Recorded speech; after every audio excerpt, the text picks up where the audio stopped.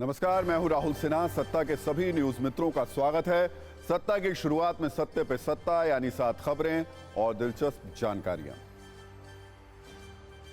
सत्ता में आज बात करेंगे गुजरात में पीएम मोदी के मेगा शो की, जहां अहमदाबाद में संयुक्त अरब अमीरात के राष्ट्रपति शेख मोहम्मद बिन जायद के साथ रोड शो किया। उन्होंने करीब 7 किलोमीटर लंबा रोड शो एयरपोर्ट से साबरमती आश्रम तक रहा। गांधीनगर में आज पीएम मोदी ने ग्लोबल ट्रेड शो का उद्घाटन भी किया। सत्ता में आज 10 से 12 जनवरी तक चलने वाले वाइब्रेंट गुजरात समिट की बात होगी, जिससे इलेक्ट्रिक गाड़ियों वाला संदेश पूरे देश को मिलेगा। आपको बताएंगे कैसे कल से शुरू होने वाला समिट टॉप सीईओ बड़े बड़े देश के जो लोग हैं वहां पर मंथन करेंगे। इसमें खास फोकस देश में ईवी क्रांति लाने पर रहेगा। इस पर हमने एक विशेष कुंजी तैयार की है। सत्ता में आज तेल क्रांति की भी बात होगी, जिसके संकेत मिलने शुरू हो गए हैं। पहली बार बंगाल की खाड़ी में मिले तेल भंडार से कच्चा तेल निकाला गया है। तेल का यह भंडार बंगाल की खाड़ी में है। सवाल है, क्या यह भंडार देश में तेल की जरूरतों को पूरा करने के लिए काफी होगा? क्या देश में पेट्रोल डीजल अब सस्ता होगा?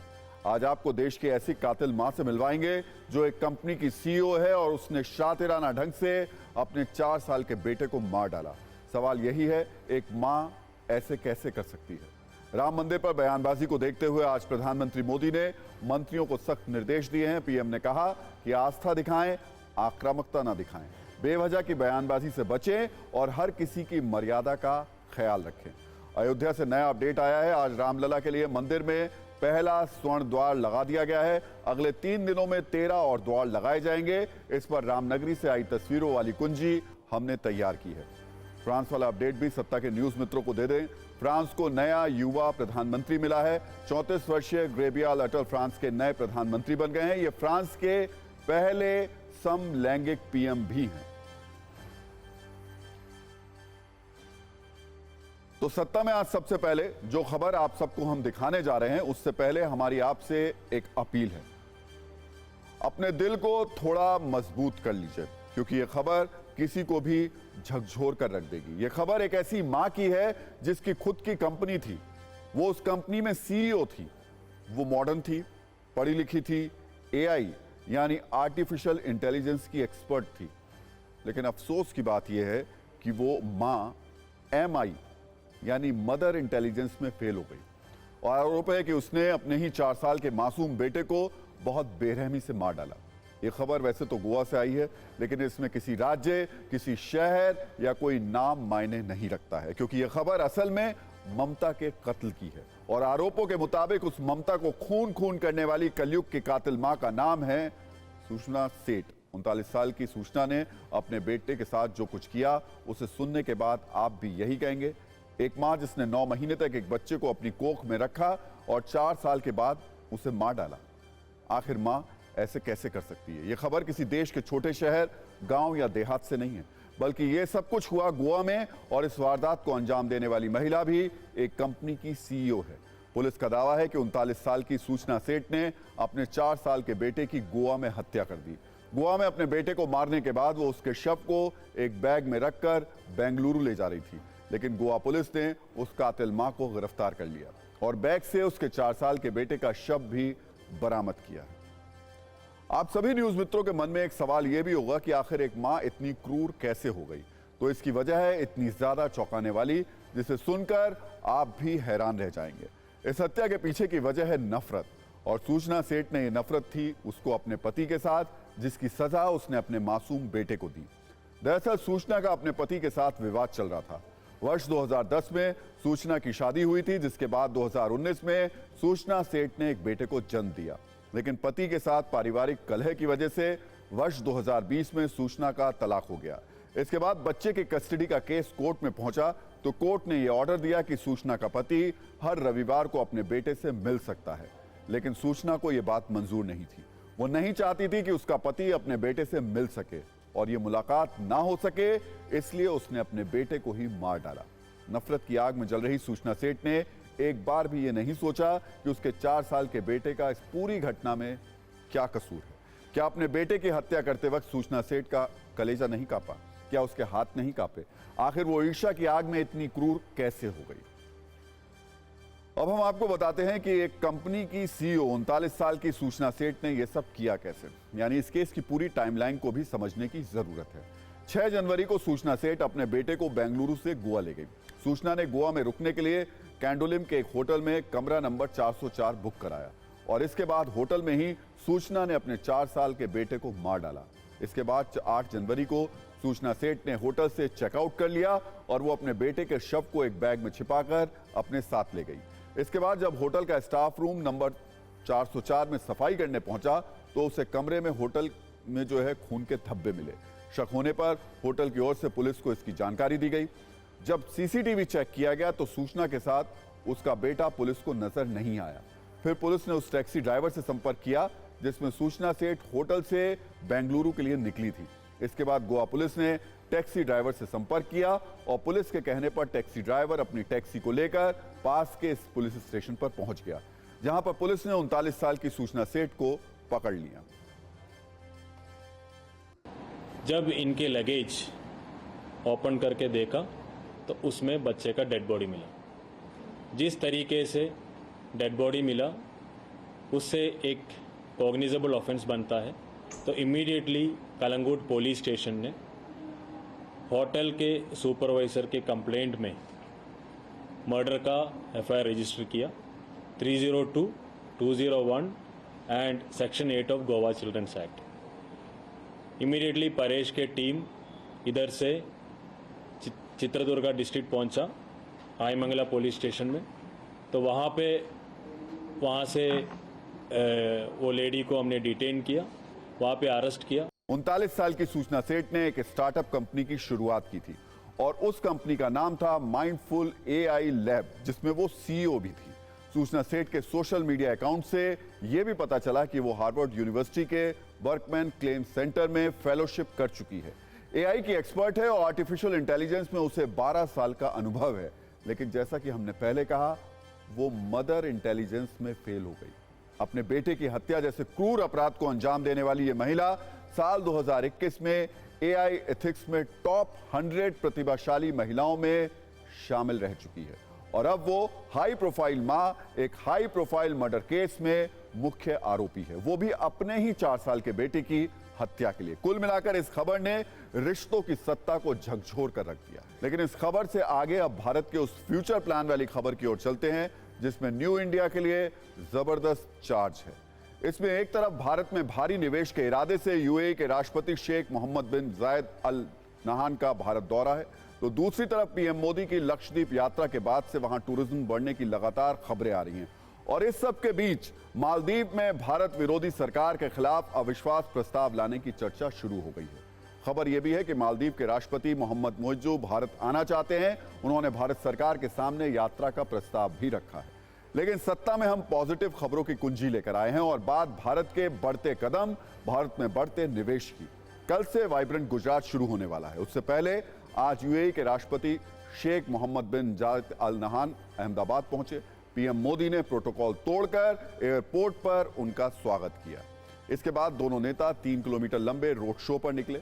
उनके स्वागत के लिए सड़क के दोनों तरफ बड़ी संख्या में लोग मौजूद थे। हाथों में भारत और यूएई के झंडे लेकर कतार में खड़े थे। रोड शो के रास्ते में अलग अलग राज्यों के सांस्कृतिक नृत्य भी देखने को मिले।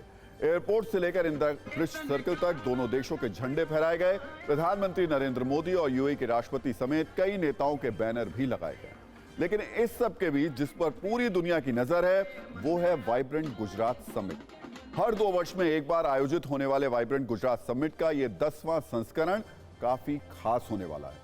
दावा है कि इस बार वाइब्रेंट गुजरात समिट में इतना निवेश होगा कि पुराने सारे रिकॉर्ड टूट जाएंगे और भारत के लिए भविष्य का ई हाईवे खुल जाएगा।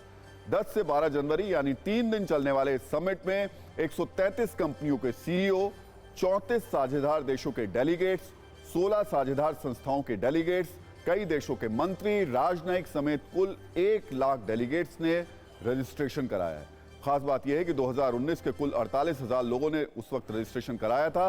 इस बार यह आंकड़ा 2 गुने से ज्यादा है। इस समिट में global company Microsoft, alphabet, Google, Suzuki और टोयोटा के सीईओ भी शामिल हो रहे हैं। अगर भारतीय कंपनियों की बात करें तो रिलायंस और अडानी ग्रुप के चेयरमैन के अलावा टाटा ग्रुप के टॉप डेलीगेट्स इसमें शामिल हो रहे हैं। इस समिट में गुजरात के लिए भारी निवेश का भी दावा किया जा रहा है। दावा है कि गुजरात सरकार और अलग अलग कंपनियों के बीच अब तक 234 एमओयू साइन हो चुके हैं। इससे 10,31,000 करोड़ रुपए का निवेश होगा और 13 लाख लोगों को प्रत्यक्ष और अप्रत्यक्ष रूप से रोजगार मिलेगा। लेकिन इन भारी भरकम निवेश के बीच सबसे ज्यादा फोकस इलेक्ट्रिक व्हीकल यानी ईवी के क्षेत्र में निवेश पर है। गुजरात में ईवी के क्षेत्र में सबसे बड़े निवेश का ऐलान वाइब्रेंट जेंसोल इंजीनियरिंग ने किया है। कंपनी ने state of the art electric vehicle manufacturing facility लगाने के लिए 2000 करोड़ रुपए के निवेश का ऐलान किया है। इससे 1500 लोगों के लिए रोजगार के अवसर भी पैदा होंगे। दावा है कि वाइब्रेंट गुजरात ने चिप मेकिंग और इलेक्ट्रिक वाहन बनाने वाली कंपनियों के सीईओ के साथ पीएम मोदी 1-to-1 मीटिंग भी कर सकते हैं। ऐसा भी दावा किया जा रहा है कि पीएम मोदी इस समिट में इलेक्ट्रिक गाड़ियां बनाने वाली कंपनियों के लिए कुछ खास रियायतों का ऐलान भी कर सकते हैं।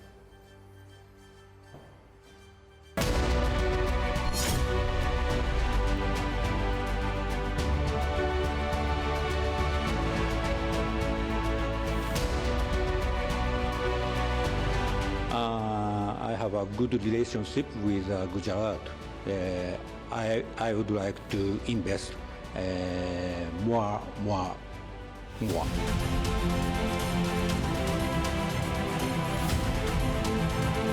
Say very inspiring policies, and I was very impressed with his knowledge about the details of our industry, and so it was a very good meeting.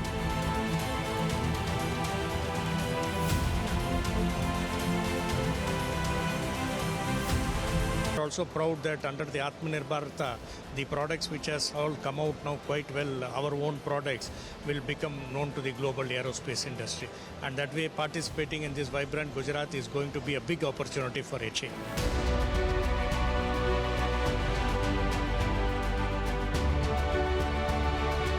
Is a global leader in semiconductor memory and storage, and we are proud to come here as part of India's focus on semiconductor manufacturing, to come here to Gujarat for our manufacturing plans. We discussed about our investment in India, expanding it. We are acquiring industrial lands. We are going to put manufacturing ourselves. We will invest in manufacturing in various areas in India.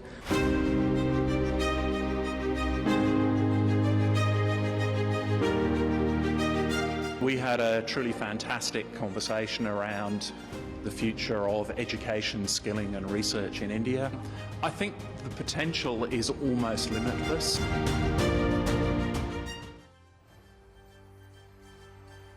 सवाल है कि Bharat electric गाड़ियों पर इतना focus कर क्यों रहा है। इसका बड़ा कारण है तेल आयात पर होने वाला बड़ा खर्च। भारत में अभी इलेक्ट्रिक गाड़ियों का शेयर सिर्फ 0.5% है। 2025 तक इसके 6% तक पहुंचने की संभावना है।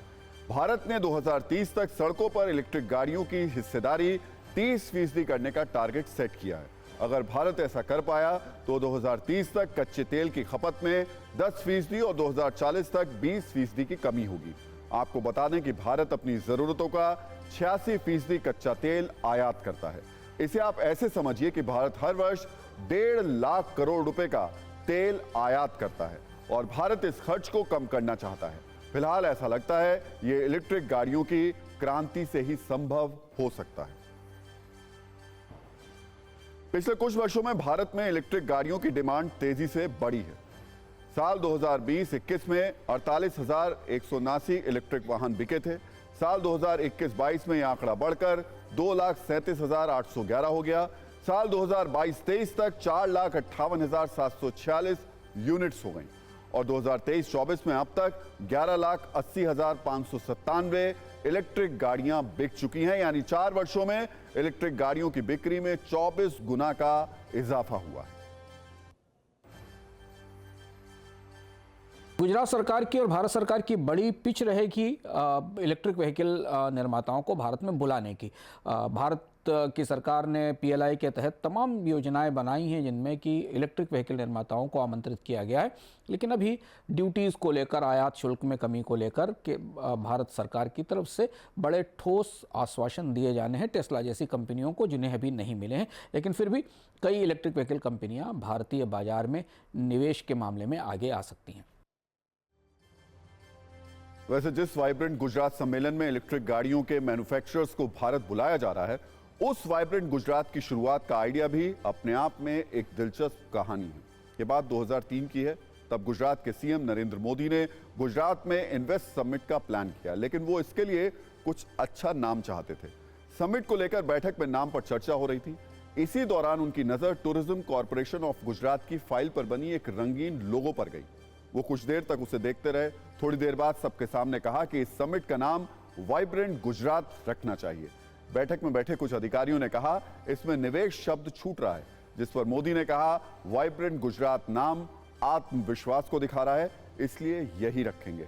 ऐसा दावा किया जाता है कि पहले वाइब्रेंट गुजरात समिट के लिए नरेंद्र मोदी ने खुद 500 से ज्यादा उद्योगपतियों को फोन कर उन्हें आमंत्रित किया था। वो रोज सुबह उठकर 40 से 50 उद्योगपतियों को फोन करते थे।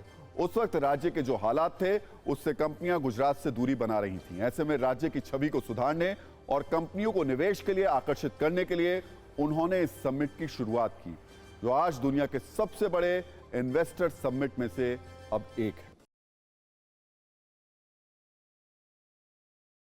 सत्ता में अब हम आपको एक ऐसी खबर दिखाने जा रहे हैं जो न्यू इंडिया की एक बहुत बड़ी कामयाबी से जुड़ी हुई है और इसके चर्चे आज पूरी दुनिया में हो रहे हैं। सबसे जरूरी बात, इस कामयाबी का असर आने वाले वक्त में सीधे सीधे आपकी जेब पर भी पड़ सकता है। यह खबर कच्चे तेल वाली ऐसी खोज से जुड़ी है जिसे भारत की क्रूड डिस्कवरी भी कहा जा रहा है। और यह क्रूड डिस्कवरी भारत की सरकारी oil company oil and natural gas corporation यानी ONGC ने बंगाल की खाड़ी में की है, जहां समंदर में मिले एक नए भंडार से पहली बार कच्चा तेल निकाला गया। और इसी के बाद यह सवाल उठ रहा है, क्या भविष्य में पेट्रोल डीजल के दाम कम हो जाएंगे? पहले समझिए गहरे समुद्र से भारत को मिला यह शुभ समाचार क्या है, यानी मूल खबर क्या है। आंध्र प्रदेश में काकीनाडा के तट से 30 किलोमीटर दूर कृष्णा गोदावरी बेसिन से पहली बार कच्चा तेल निकाला गया। ONGC ने कृष्णा गोदावरी बेसिन में तेल उत्पादन शुरू कर दिया है और यह तेल उत्पादन डीप वाटर ब्लॉक में क्लस्टर 2 प्रोजेक्ट से शुरू किया गया है। भारत के लिहाज से यह बहुत ही अच्छी खबर है, क्योंकि जिस कच्चे तेल पर भारत दूसरे देशों पर निर्भर रहता है, उस कच्चे तेल का उत्पादन भारत के अंदर और ज्यादा बढ़ जाएगा। एक अनुमान के मुताबिक इस परियोजना से हर रोज 45,000 बैरल कच्चा तेल निकलने की उम्मीद है, जो वर्तमान में देश के कुल कच्चे तेल के उत्पादन का 7% और कुल गैस उत्पादन का 7% है। मौजूदा दौर में कच्चा तेल किसी देश के लिए एक ऐसी करेंसी है जो उसे तेल के खेल वाली ग्लोबल सत्ता में आर्थिक तौर पर शक्तिशाली बना सकती है। भारत को मिली इस कामयाबी पर प्रधानमंत्री मोदी ने ONGC के साथ साथ पूरे देश को बधाई दी है। उन्होंने अपने सोशल मीडिया अकाउंट X पर लिखा, यह भारत की ऊर्जा यात्रा में एक उल्लेखनीय कदम है और आत्मनिर्भर भारत के हमारे मिशन को बढ़ावा देता है। इससे हमारी अर्थव्यवस्था को भी कई फायदे होंगे। 30 kilometers off the coast of Kakinada in the Krishna Godavari Basin. I'm delighted to inform all my fellow countrymen that the first oil has been extracted yesterday. There is work started on this in 2016-17, then there were some delays on account of COVID, but I'm sure that out of the 26 wells there, 4 wells are already operational. We will not only have gas also in a very short period of time, but by May and June, we hope to be able to produce 45,000 barrels per day, which will be 7% of our total crude oil production and 7% of our gas production. अब हम आपको यह भी समझाते हैं कि पहली बार Krishna Godavari basin में कच्चे तेल का उत्पादन शुरू होने से भविष्य में इसका असर कैसे पेट्रोल डीजल की कीमतों पर पड़ सकता है, यानी इस खबर के पीछे सत्ता का समीकरण क्या है। दरअसल अभी कच्चे तेल को लेकर भारत की निर्भरता अंतर्राष्ट्रीय बाजार और दूसरे देशों पर टिकी हुई है। मौजूदा वक्त में भारत दुनिया का तीसरा सबसे बड़ा तेल आयातक देश है, तो अपनी कुल जरूरत का करीब 86% कच्चा तेल भारत आयात करता है।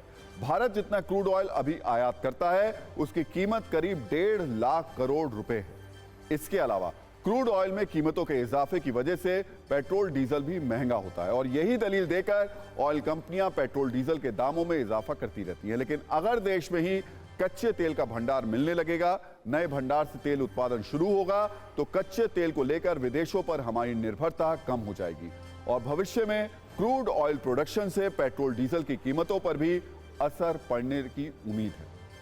भारत के लिए यह कितना अहम है और आपके लिए कितना फायदेमंद होगा, ये जानने के लिए हमने एनर्जी एक्सपर्ट से बात की। सुनिए उनका क्या कहना है। अभी हम 47,000 बैरल प्रतिदिन का उत्पादन वहां से शुरू कर रही है ONGC। आने वाले समय में ये बढ़ के 75,000 बैरल पर डे हो जाएगा। इसके अलावा जो है जो गैस का उत्पादन भी वहाँ से भारी मात्रा में हो रहा है। तो मुझे ऐसा लगता है कि ये जो कोशिश है सरकार की और भारत की कोशिश कि अपनी आत्मनिर्भर बने जहाँ तक तेल और गैस का विषय, उस दिशा में एक बहुत ही अच्छा कदम और एक बहुत ही सराहनीय प्रयास। वैसे एक सच ये भी है कि अभी इस क्षेत्र में भारत को बहुत काम करना है, क्योंकि भारत में तेल की खपत दुनिया के बड़े बड़े देशों से कहीं ज्यादा है, लेकिन उत्पादन इतना नहीं है। दुनिया के बड़े तेल उपभोक्ताओं की बात करें तो भारत का इस लिस्ट में तीसरा नंबर है। उससे आगे अमेरिका और चीन जैसे देश हैं। एक रिपोर्ट के मुताबिक भारत में प्रतिदिन 46.9 लाख बैरल तेल की खपत होती है और देश में तेल की मांग सालाना 3 से 4% की दर से बढ़ रही है। इस लिहाज से कृष्णा गोदावरी बेसिन में कच्चे तेल का उत्पादन शुरू होना भारत के लिए एक शुभ संकेत है, क्योंकि कोई बड़ा लक्ष्य उस रास्ते में आने वाली एक छोटी छोटी कामयाबियों को हासिल करने के बाद ही मिलता है और भारत उस दिशा में अब तेजी से अग्रसर है। और अब बात भक्ति की सत्ता की, जिसकी विशेष तस्वीरें रामनगरी अयोध्या में देखने को मिल रही हैं। इन तस्वीरों के बीच राम भक्तों के लिए GI टैग वाली खुशखबरी सामने आई है। हनुमानगढ़ी के विशेष प्रसाद को अंतर्राष्ट्रीय पहचान दिलाने की बड़ी कोशिश हुई है। अयोध्या के हनुमानगढ़ी लड्डू को जल्द ही GI टैग मिलने की संभावना है। इसके लिए चेन्नई स्थित GI कार्यालय में प्रस्ताव भेजा गया था, जिसे स्वीकार कर लिया गया है। इस प्रक्रिया में कुछ महीने लग सकते हैं, जिसके बाद हनुमानगढ़ी के लड्डू को GI टैग मिल जाएगा और तिरुपति के प्रसाद लड्डू की तरह ही हनुमानगढ़ी का लड्डू GI टैग प्राप्त करने वाली चीजों में शामिल हो जाएगा। अब आपके मन में ये उठ रहा होगा कि GI टैग है क्या, ये सवाल उठ रहा होगा आपके मन में। इसके मिलने से कैसे किसी प्रोडक्ट की पहचान ग्लोबल हो जाती है, आपको आसान भाषा में इसकी पूरी जानकारी देते हैं। दरअसल GI का मतलब होता है जियोग्राफिकल इंडिकेशन। हिंदी में इसको आप भौगोलिक संकेत भी कह सकते हैं। ये एक ऐसा नाम या चिन्ह है जिसका उपयोग उन खास उत्पादों पर किया जाता है जो किसी विशिष्ट भौगोलिक स्थान से संबंधित होते हैं। शायद ही कोई होगा जिसने हनुमानगढ़ी के लड्डू का नाम नहीं सुना होगा। यह अयोध्या का प्रसिद्ध प्रसाद है जिसकी चर्चा दुनिया के दूसरे देशों में भी होती है।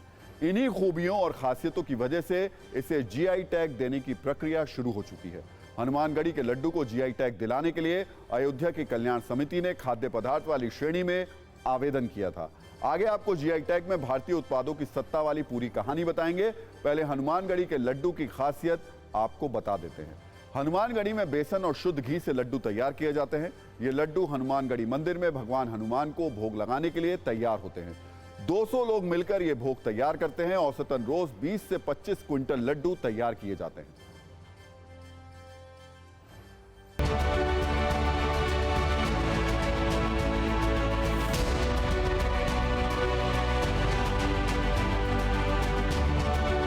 हर जगह की अपनी एक पहचान होती है और इस वक्त मैं हनुमानगढ़ी में मौजूद हूँ। हनुमानगढ़ी में भगवान हनुमंत लाल को लड्डू चढ़ाया जाता है। लड्डू की विशेष किस्म होती है और इस किस्म के लिए GI टैग बाकायदा के लिए इन्होंने अप्लाई किया था और मिल गया। हम लोग की बड़ी खुशी है, जैसे जैसे अयोध्या में का महत्व बढ़ता, राम मंदिर का स्थान बढ़ता जा रहा है, वैसे ही अयोध्या में तिरुपति बालाजी की तरह हम लोगों के भी लड्डू प्रसिद्ध होगा। अभी क्या अयोध्या में गिने चुने जगह भी हम लोगों का प्रसाद जाता था। अब पूरे हिंदुस्तान के एक एक कोने में हनुमान जी का ये लड्डू का प्रसाद जाएगा। बताएं कि क्या नया नंबर आप लोगों को अलॉटेड हो रहा है? जी 1168 LTI नंबर है, ये हम लोग का अलॉट होने वाला है।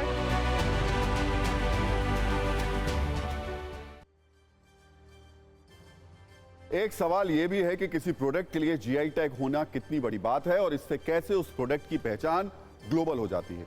जीआई टैग केवल अधिकृत उपयोगकर्ता जो होते हैं उसके रूप में पंजीकृत लोगों को लोकप्रिय उत्पाद के नाम का उपयोग करने की अनुमति सुनिश्चित करता है। मतलब ये कि ओडिशा के रसगुल्ला के लिए जो लोगों मिला है लोगों को रसगुल्ले के डिब्बे पर, उसका इस्तेमाल सिर्फ ओडिशा के लोग ही कर सकते हैं। जीआई टैग किसी प्रोडक्ट पर दूसरों की नकल करने या अनुकरण किए जाने से भी बचाता है। एक पंजीकृत जीआई टैग 10 वर्षों के लिए वैध होता है, हालांकि 10 साल के बाद इसे रिन्यू कराया जा सकता है। जीआई टैग मिलने के बाद उस प्रोडक्ट का मूल्य और उसके लोगों की अहमियत बढ़ जाती है। भारत में geographical indication of goods registration and protection act 1999 के तहत जीआई टैग दिए जाते हैं। भारत का पहला जीआई टैग उत्पाद साल 2004-05 में दार्जिलिंग चाय को दिया गया था। जीआई टैग देने के लिए अलग अलग श्रेणी होती है। हस्तशिल्प वाली श्रेणी में मधुबनी पेंटिंग और मैसूर सिल्क है जिसे जीआई टैग मिल चुका है। एक श्रेणी खाद्य पदार्थों की है, इसमें तिरुपति के लड्डू और रसगुल्लों को जीआई टैग मिला हुआ है। कृषि उत्पाद वाली श्रेणी में बासमती चावल को जीआई टैग मिला हुआ है। अब एक और आपको खबर बता देते हैं और वो नाम अब जो हम बता रहे हैं वो स्वर्ण दरवाजे का है, जो बनकर तैयार हो चुके हैं। आज पहला स्वर्ण द्वार लगाया गया, अगले 3 दिनों में बाकी स्वर्ण द्वार भी लगाए जाएंगे। आपको बताते हैं रामलला के मंदिर में लगने वाले दरवाजे कितने खास हैं। रामलला के मंदिर में स्वर्ण जड़ित दरवाजे लगेंगे। दरवाजों को बनाने के लिए हैदराबाद से कारीगर आए हैं। विशेष दरवाजों को नागर शैली में बनाया गया है। दरवाजे पर कई कलाकृतियां बनाई गई हैं। फिलहाल दरवाजों को मंदिर परिसर में सीसीटीवी सुरक्षा में रखा गया है। दरवाजे के लिए सागवान की लकड़ियों का इस्तेमाल किया गया है। ऐसा दावा किया जा रहा है कि 1000 साल तक इन दरवाजों की लकड़ियां खराब नहीं होंगी।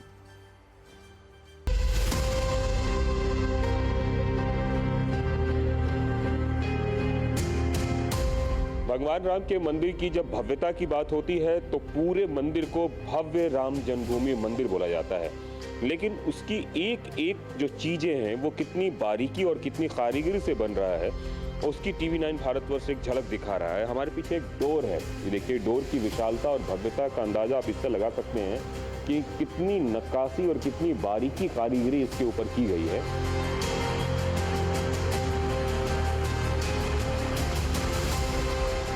प्रतिष्ठा के लिए हम लोग पूरा दरवाज़ा जो ग्राउंड फ्लोर में लगेगा वो सब तैयार है, मंदिर के अंदर भी पहुंच गया है, फिटिंग भी चालू हो गया है।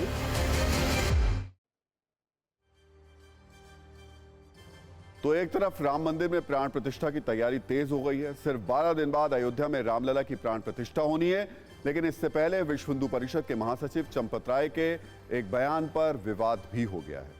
चंपत राय ने एक इंटरव्यू में कहा था कि राम का मंदिर रामानंद संप्रदाय का है, सन्यासियों का नहीं है और न ही शैव और शाक्त का है।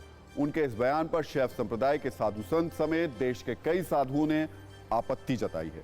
साधु संतों का कहना है कि राम का मंदिर सैकड़ों साल के बाद बन रहा है, ऐसे में भगवान राम को किसी एक संप्रदाय से बांधना सही नहीं है। सबसे पहले चंपत राय के बयान पर साधु संतों की प्रतिक्रिया सुन लीजिए, फिर आपको बताते हैं कि रामानंदी परंपरा क्या है और इस पर विवाद क्यों बढ़ता जा रहा है।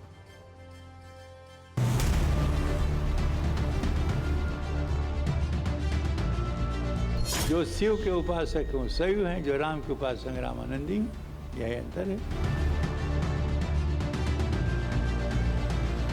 ये कहना कि राम मंदिर आंदोलन में तो सभी लोग एक साथ रहे, वैसे में तो सबका होना चाहिए, तो रामानंदी ही क्यों होना चाहिए? गए और उसका छप्पर उठा के धरा दिए और चले आए, तो उस छप्पर में उसका अधिकार थोड़ी है, उसकी जेकर है उसका अधिकार है। उसी प्रकार सहयोगी सब थे, लेकिन अधिकार केवल रामानंदी का। पूजा अर्चना भोग राग रख रखाव ये अधिकार रामानंदी का है। सहयोग की बात कि आपने सहयोग किया और आप अपने घरे जब आपकी जरूरत पड़ेगी तो हम सहयोग करेंगे।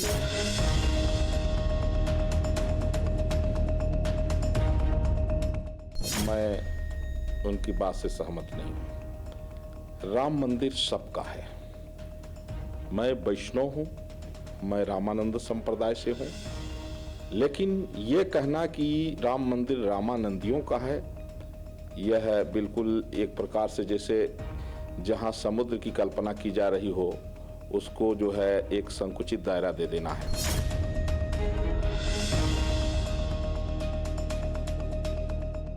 जो जन सामान्य है जो उपासना की एक पद्धति को लेकर के, एक परंपरा को लेकर के लक्ष्य को आगे बढ़ना चाहते हैं, तो उनके लिए भगवान का ये सगुण साकार रूप मूर्ति उपासना जो करते हैं, उनके लिए उनके हिसाब से रामानंदाचार्य मत से ही श्रेष्ठ मत है। तो आचार्य का जो परंपरा है, जो पद्धति है, उसी तरह से भगवान की प्रतिष्ठा होना ही ये शास्त्रोक्त है, उचित है। तो इस विवाद को समझने के लिए सबसे पहले ये समझिए कि रामानंद संप्रदाय और इसकी परंपरा क्या है। भारत में सन्यासियों के 4 संप्रदायों में रामानंद संप्रदाय सबसे प्राचीन है। कई लोग इसे बैरागी संप्रदाय, रामावत संप्रदाय और श्री संप्रदाय भी कहते हैं। इस संप्रदाय का सिद्धांत विशिष्ट द्वैत कहलाता है। विशिष्टाद्वैत काशी में स्थित पंचगंगा घाट पर रामानंदी संप्रदाय का प्राचीन मठ बताया जाता है। कई विद्वानों का मानना है कि स्वयं प्रभु श्री राम रामानंद परंपरा के आचार्य रहे थे। हालांकि अधिकतर विद्वान मानते हैं कि रामानंद संप्रदाय के प्रवर्तक श्रीमद जगतगुरु रामानंदाचार्य थे।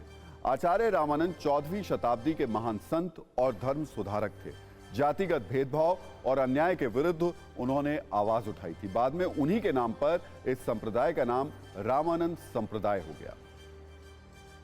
अब समझिए कि विश्व हिंदू परिषद के महासचिव चंपत राय जिस रामानंद परंपरा से भगवान राम की पूजा करने की बात कह रहे हैं, वो होती कैसे है। रामानंद संप्रदाय में रामलला के श्रृंगार से लेकर उनका भोजन, स्नान, वस्त्र और देखभाल उसी तरह की जाती है जैसे किसी बालक की जाती है। उन्हें हर दिन अलग अलग रंग के वस्त्र धारण कराए जाते हैं। सुबह जगाने के साथ दोपहर का आराम भी बाल रूप रामलला के लिए जरूरी है, तो इसका भी पूरा ध्यान रखा जाता है। ये तमाम बातें रामनंदीय परंपरा का हिस्सा है। राम मंदिर में जो भी पुजारी नियुक्त होगा वो रामानंद संप्रदाय की पद्धतियों का पालन करते हुए रामलला की पूजा करेगा। अयोध्या चूंकि भगवान राम की जन्मभूमि है, इसलिए वहां के अधिकतर मंदिर इसी पूजा पद्धति का पालन करते हैं। अयोध्या के अधिकतर मंदिरों में इसी चलन से पूजा की एक और वजह भी है। कहा जाता है कि मुगल आक्रांताओं ने जब धर्मस्थलों पर हमला किया तो स्वामी रामानंदाचार्य ने सबको एकजुट किया। उन्होंने वैष्णव, शैव और शाक्त इन 3 धार्मिक परंपराओं में से वैष्णव शैली की पूजा परंपरा को प्रचार प्रसार के लिए चुना। इस शैली में भगवान श्री राम और माता सीता को अपना आराध्य इष्ट मानकर पूजा की जाती है। अयोध्या में इसी पद्धति का पालन किया जाता है। वैसे अयोध्या में ही कई मंदिर ऐसे भी हैं जो एक अलग परंपरा को मानते हैं। ये वो मठ हैं जहां रामानुजाचार्य परंपरा की पूजा पद्धति को अपनाया जाता है, जो मूलतः दक्षिण की पूजा विधि मानी जाती है।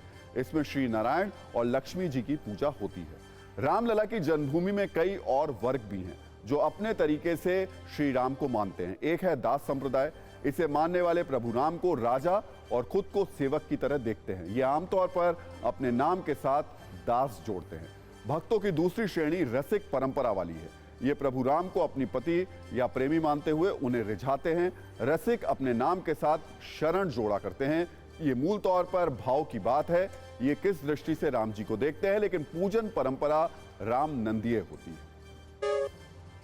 और सत्ता में आज का टाइम खत्म हो गया, लेकिन अपने सभी न्यूज मित्रों से हमारी न्यूज रिक्वेस्ट है कि वो सत्ता की न्यूज को ज्यादा से ज्यादा शेयर करें और अपने सुझाव हमें व्हाट्सएप जरूर करें।